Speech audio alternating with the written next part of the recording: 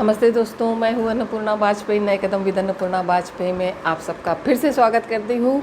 और बात करते हैं जो टीवी सीरियल्स चल रहे हैं आजकल के, उन टीवी सीरियल्स की। पिछले एपिसोड में मैंने आपको आदि पुरुष की टॉक्सिक कहानी और ज्योति मौर्य की कहानी के ऊपर कुछ ऐसे ही बातचीत की थी।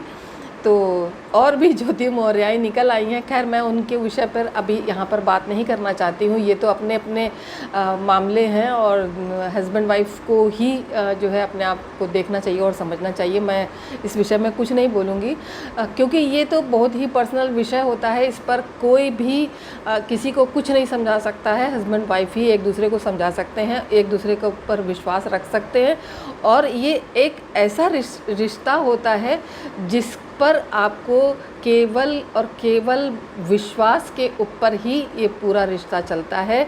अगर आपको एक दूसरे के ऊपर विश्वास नहीं है तो आप अपने रिश्ते को खोया हुआ मानिए।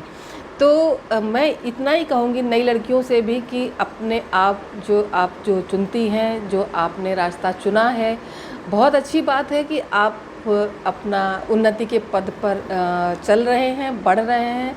आगे बढ़िए, ज़रूर से बढ़िए, परंतु साथी जो आपका जीवन साथी है, जो आपका सहयोगी बन रहा है, उसका साथ छोड़ने से पहले ज़रूर से ज़रूर 2 बार सोचिएगा कि क्या ये साथी जिसने आपका साथ दिया ये छोड़ देने लायक था।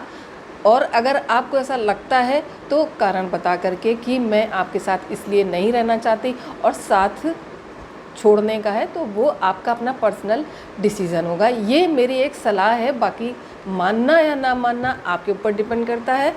बाकी ये टोटली विश्वास के ऊपर निर्भर करता है। अगर आप दोनों जनों को एक दूसरे के ऊपर विश्वास नहीं है तो रिश्ता टूटना ही है, बस ये ही उसकी परिणति होती है और कुछ नहीं होता। तो चलिए आज बात करते हैं हम टीवी सीरियल्स की। टीवी सीरियल्स में लोग पता नहीं क्या कहानियाँ लिखी जाती हैं। मैं ये आज तक समझ नहीं पाई कि अपने जो टीवी के जो सीरियल्स हैं, डेली सोप जो बन रहे हैं, इनके माध्यम से जो निर्माता, निर्देशक, कहानीकार ये कहना क्या चाहता है, ये आज तक मुझे समझ में नहीं आया। कि सीरियल्स को हिट करना है, एनी हाउ अपनी टीआरपी बढ़ानी है, तो आप किसी की भी कहानी कहीं से भी उठा करके कुछ भी जोड़ दो। पता लगा कि आप 3-4 एपिसोड्स आप देख रहे हो, 3-4 तरीके के आप नाटक देख रहे हैं अगर, तो उनकी सबकी कहानी एक सी होगी। तो उसका कारण यही होता कि कहानीकार के पास लिखने के लिए कुछ भी नहीं होता है, तो वो उसकी कहानी उसमें, उसकी कहानी उसमें, ऐसे करके वो जोड़ देता है। तो आप जो दर्शक होते हैं उनको अपना दिमाग यहाँ लगाने की ज़रूरत होती है कि वो जो देख रहे हैं वो क्या है, और क्या ये जो अपना समय यहाँ पर किल कर रहे थे, अपन टीवी सीरियल्स को देख करके अपने समय को किल कर रहे हो, क्या ये ज़रूरी था? क्या ये आपको या आपके बच्चों को कोई ऐसी नॉलेज दे रहा है? तो आप उस सीरियल को देखिए। मान लीजिए कोई पौराणिक सीरियल चल रहा है तो उससे ये है कि एटलीस्ट आपके बच्चे कुछ पौराणिक कथाओं के विषय में उनको जानकारी मिल रही है।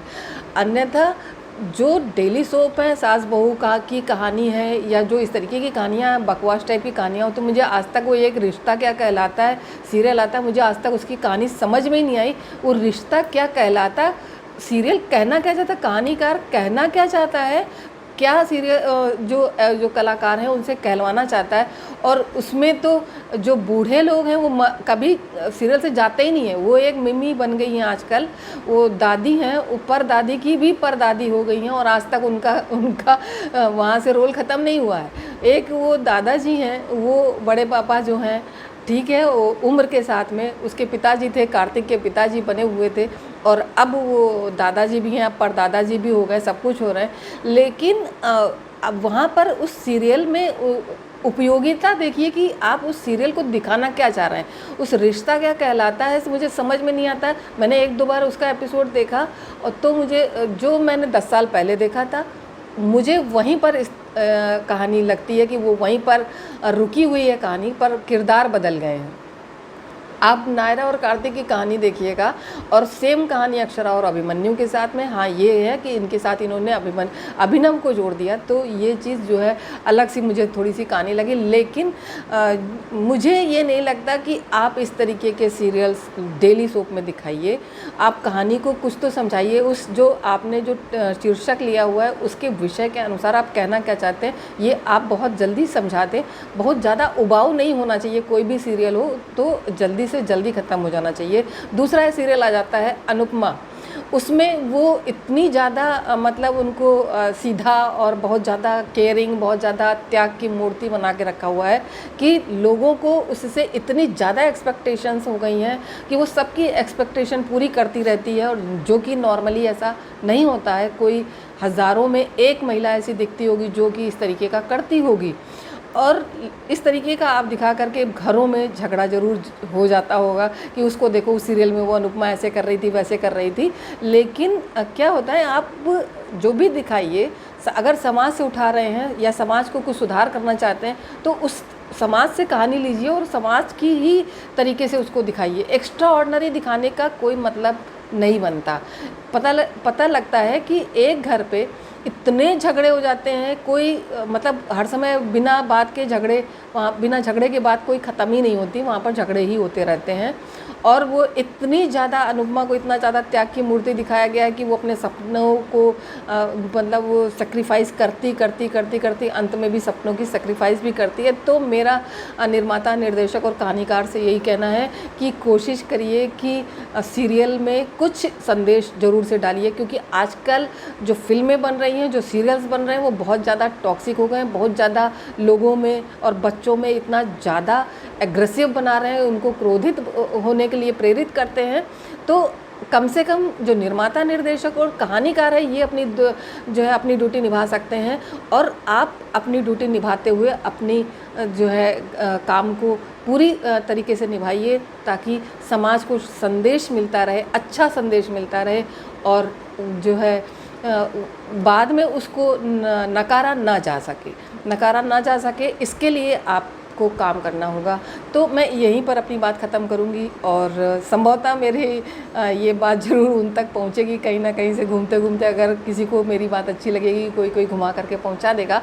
तो मैं यही कहूँगी कि आप लोग बुरा ना मानते हुए सीरियल में थोड़ा सा जो है, और भी कई सारे सीरियल हैं, मैं सबकी बात नहीं करती, मैं एक दो घूमते घूमते अक्सर मेरी निगाहों के नीचे आ जाते हैं, तो उन सीरियल्स के विषय में मैंने बात कर ली। और आगे अगर कुछ होगा, कोई मेरी निगाहों के नीचे से गुजरा कोई ऐसा सीरियल, तो मैं ज़रूर से उसके विषय में भी चर्चा करूँगी।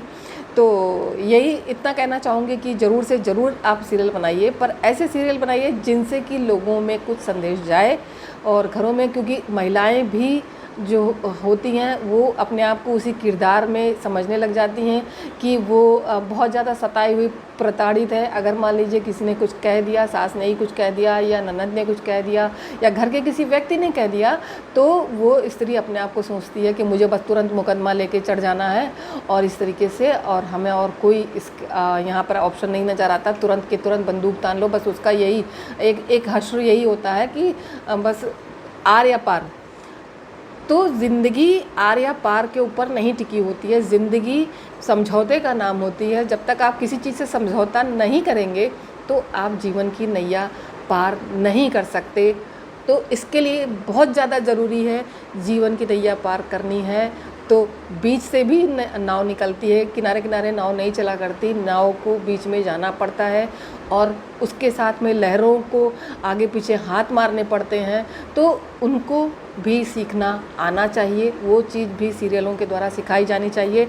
तो मेरी बात यहीं पर समाप्त करना चाहूँगी मैं, और जय हिंद, जय भारत। और कुछ लोगों तक अगर मेरी बात पहुंच रही हो, लोगों को अच्छी लग रही हो, तो ज़रूर से ज़रूर लाइक और सब्सक्राइब करते रहिएगा, चैनल को सब्सक्राइब ज़रूर करिएगा, नए आए हैं तो ज़रूर से ज़रूर करते रहिएगा, और चैनल को शेयर करते रहिएगा।